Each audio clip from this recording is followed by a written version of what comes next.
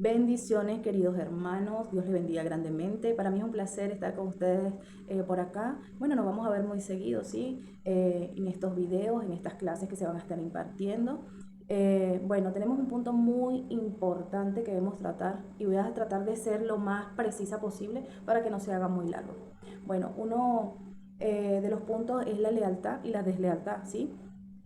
Cuando entramos al campo de batalla, tenemos que saber con quién vamos a pelear, quiénes nos rodean, quiénes nos acompañan. Amén. Conocer cómo opera el enemigo, ¿sí? Porque el enemigo nos va a engañar, nos va a manipular, ¿sí? Para traicionar al hermano, para traicionar al que tenemos al lado. Entonces, tenemos que ser muy astutos, ¿sí? Porque el enemigo va a buscar influenciarnos. Por eso es necesario que cada video que sea pasado sea para ponerlo en práctica, para conocer, para hacernos un estudio, un autoanálisis, de ver qué tenemos mal e ir cambiando. ¿Por qué? Porque nosotros cuando estamos en el mundo venimos acostumbrados a cualquier cosa que creemos que es bueno, ¿sí? Creemos que está bien, pero estamos errados. Entonces, después de la liberación, tú vas a pasar a ¿cómo le explico? Van a pasar por etapas de desintoxicación, de sacar el alma de las tinieblas y traerla a la luz. Amén. Entonces, ¿cómo la vas a sacar? Vas a pasar por varias etapas de enseñanza, de desintoxicación, amén, y vas a ir poniéndolo en práctica en tu vida. Y vas a ir sacando lo viejo para meter lo nuevo. ¿Qué es lo nuevo? El nuevo diseño de nuestro Señor Jesucristo que está establecido, amén, en la palabra. Cómo debemos vivir, cómo debemos actuar, cómo debemos ser como cristianos y cómo debemos prepararnos ante situaciones que nos vamos a enfrentar el día a día. Vivimos en una guerra de almas, del bien y del mal. Entonces es necesario conocernos, es necesario conocer al hermano, es necesario conocer el enemigo, cómo opera, amén. Entonces para no ser influenciado y no ser vencido, amén. Porque él lo que nos quiere es sacar del propósito, sacar del objetivo, que nuestros ojitos sean desviados y traer división en el ministerio, amén. Bueno, sin más que hablar, vamos a empezar. Vamos a hablarles un poco de lo que es la lealtad y las deslealtades. Como definición tenemos la lealtad. Igual se los voy a dejar acá en unas imágenes, ¿sí? Lo van a ir viendo, es necesario que lo tengan, que escudriñen la palabra a profundo, no se queden con lo que la pastora les da, lo que el profeta nos da, no, escudriñen la palabra y verán lo maravilloso que es cuando el Señor nos empieza a direccionar bajo sus estatutos, bajo sus lineamientos y vamos a poder ir avanzando, ¿sí? No nos quedemos con lo que nos dan nada más, amén. Bueno, podemos ver que la lealtad es aquel que es respetuoso, aquel que es leal, es respetuoso con la ley. Amén.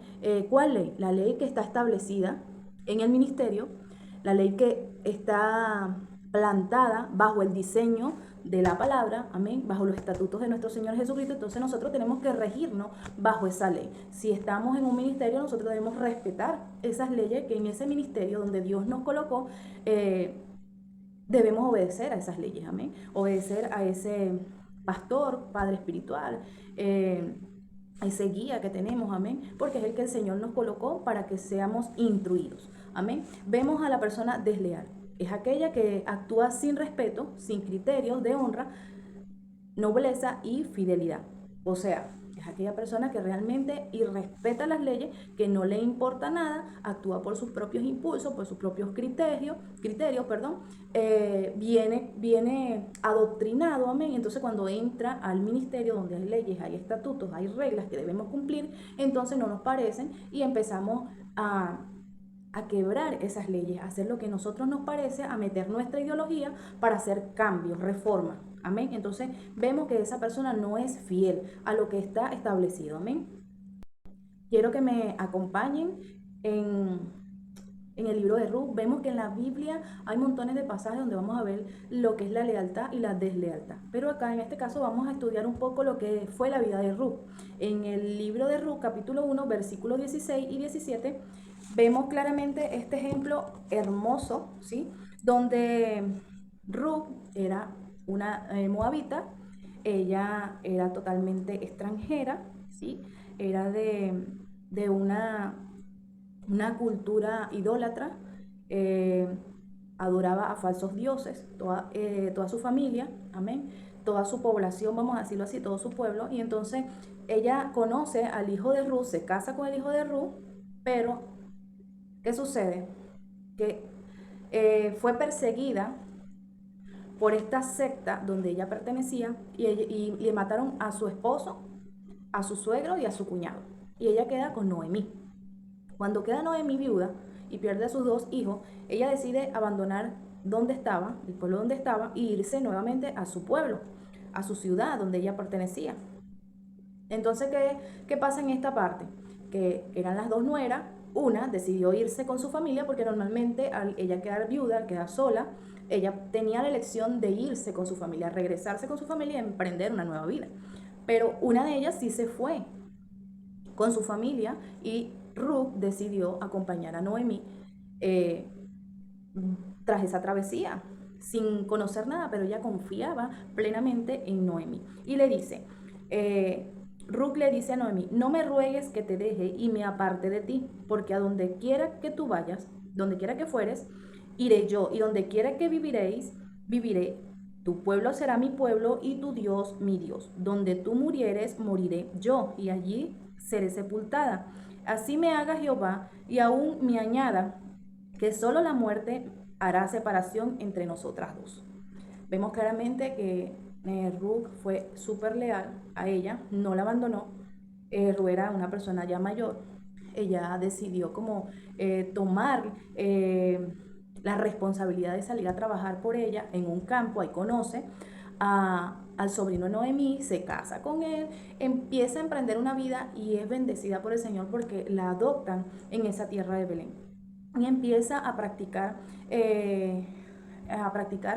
todas las enseñanzas y toda la formación de Noemí, los caminos del Señor, y fue direccionada bajo los principios y reglamentos de la ley de Dios. Amén. Fue honrada por Dios. Entonces vemos este ejemplo muy vivo, ¿sí? De lealtad. Más adelante vemos la deslealtad en el libro de Mateos. En el libro de Mateos, ya le digo, si ustedes me acompañan, en el libro de Mateo, capítulo 26, versículo 14, uno de los discípulos, llamado Judas Iscariote, fue a los principales sacerdotes y le dijo, ¿qué me darías si os entrego a Jesús? Y ellos le pesaron 30 piezas de oro, o sea, 30 monedas, de plata, 30 monedas de plata. Bueno, podemos ver la deslealtad en este discípulo, ¿sí? Que vendió a Jesús por 30 monedas de plata. Entregó a las autoridades religiosas, siendo Judas uno de los discípulos que acompañó a Jesús en los milagros, enseñanzas, ¿sí? En las obras que él realizó durante su ministerio. Es un evento muy, muy triste, muy significativo en la Biblia. Pero también podemos ver que Judas fue influenciado por el enemigo a través de sus pensamientos. Fue influenciado y entró en traición. Amén. Vemos que cómo termina Judas, terminó ahorcado. Es pecado. Amén. Él termina traicionando y vemos más adelante que él refleja en la palabra que él se ahorca. Amén. Su conciencia no la podía sostener con lo que había hecho. Viendo que había entregado al maestro, a ese que lo enseñaba, a ese que lo estaba guiando, y no soportó y se ahorca, ¿sí? Vemos muchos pasajes donde nos habla de la deslealtad también, igual que la lealtad. Este tema es muy importante, es muy necesario hablarlo cuando decidimos ser soldados de guerra, cuando decidimos entrar en ese punto de batalla. Es necesario conocer lo que tenemos en nuestro entorno, quién nos acompaña. El Señor está buscando en este tiempo gente leal, leal a Él, leal a sus ungidos, amén. Porque Él nos va a colocar padres espirituales que nos van a guiar, nos van a direccionar, ¿sí? Él nos va a colocar en ese campo, amén, donde Él quiere vernos pelear, pero quiere gente leal, que no se traicione, ¿sí? Bueno, vamos a enfrentar con el enemigo. Imagínense que vamos a la guerra, somos un batallón de soldados y nos vamos a la guerra y no sabemos con quiénes nos vamos a enfrentar, con quién nos vamos a enfrentar, ¿verdad? Y aparte de eso no sabemos quiénes nos acompañan a esa pelea. Entonces vamos confiados en que el que nos acompaña, el escudero, el que va a proteger nuestra espalda, él va a hacer la labor encomendada, él nos va a cubrir la espalda, pero no estamos seguros. Nos puede clavar un puñal. ¿Se imaginan en una batalla donde todos están jalando por su mismo lado y no están frente al punto exacto, al mismo objetivo? Nosotros somos un cuerpo. Cuando estamos en batalla, cuando somos el ejército de Dios, somos un cuerpo. Y cada uno de nosotros, que conformamos ese cuerpo, tienen labores diferentes, cada miembro tiene una función diferente, pero una misma visión, un mismo objetivo. ¿Cuál es el objetivo? Vencer al enemigo, sacar el enemigo de nuestra vida, de nuestra familia, recuperar nuestro diseño y nuestra identidad, hacer que el diseño de Dios sea establecido en nuestro hogar, en nuestras generaciones venideras. Amén. Qué hermoso es ver que nuestros hijos se levanten y puedan que pierdan el temor a la oscuridad, que enfrenten al enemigo, que tengan discernimiento, que sepan cómo pelear, que hereden esas armas que mamá recuperó, que papá recuperó, y que pueda él saber pelear con el enemigo. No lo va a vencer, él está preparado, está formado, ¿sí?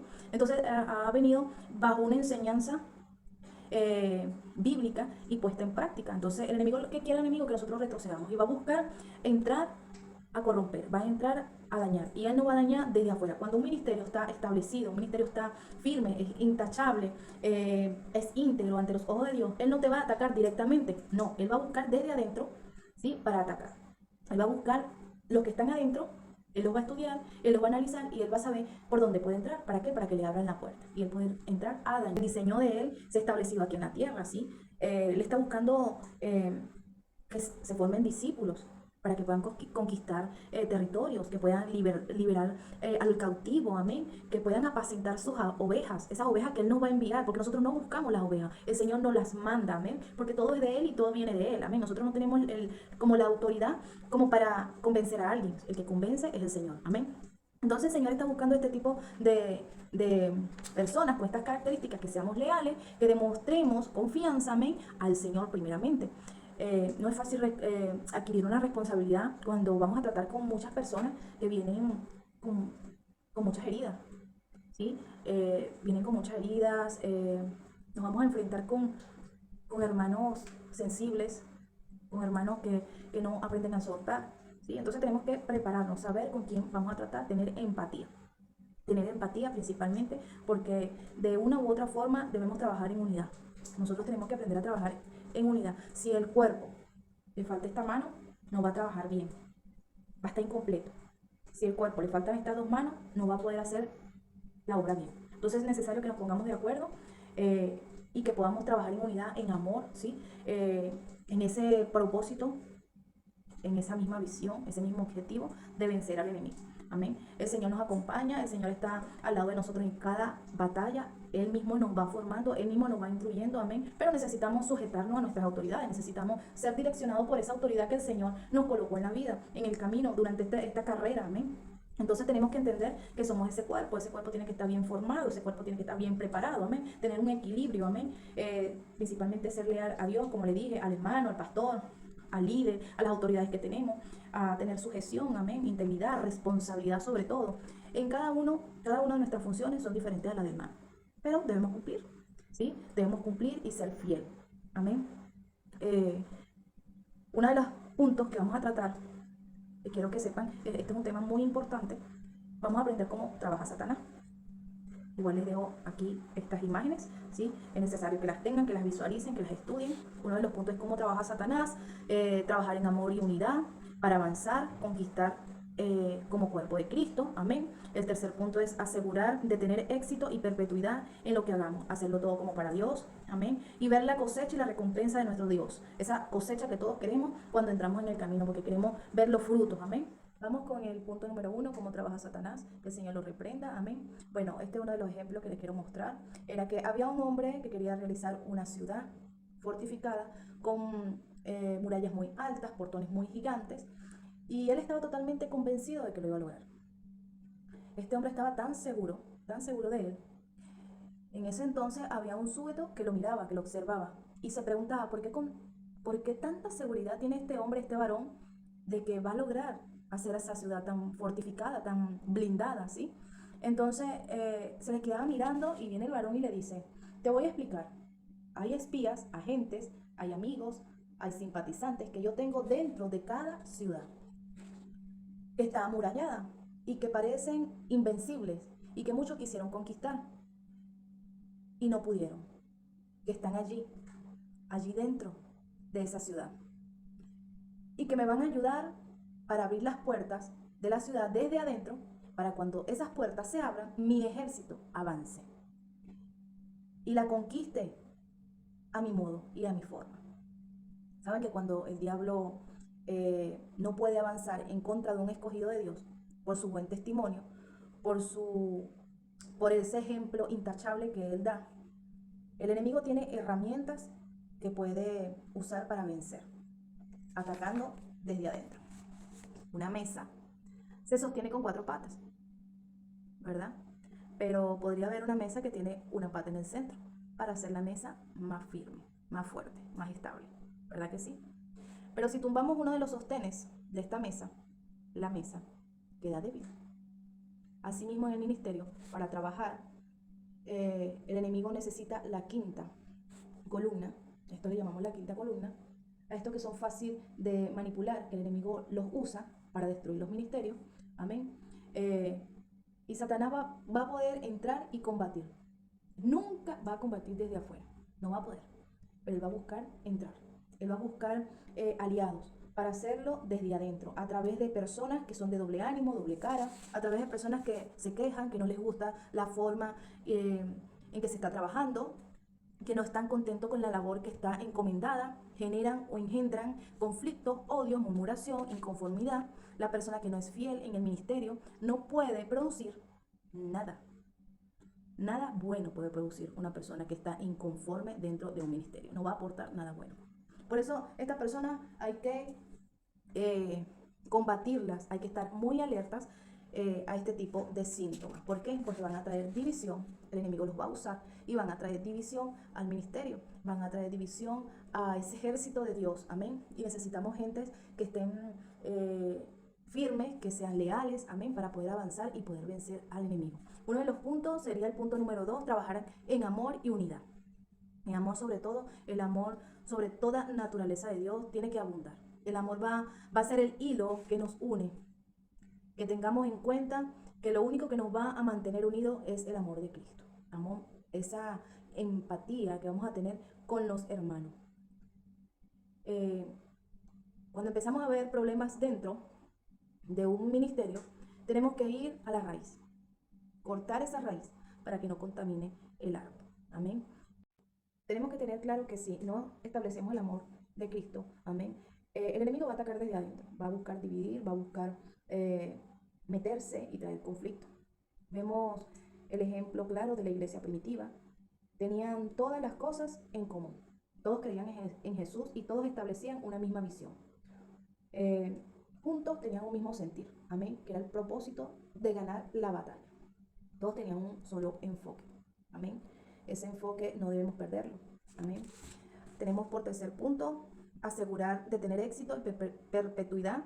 Es decir, la perpetuidad es la largura de tiempo en desarrollarse.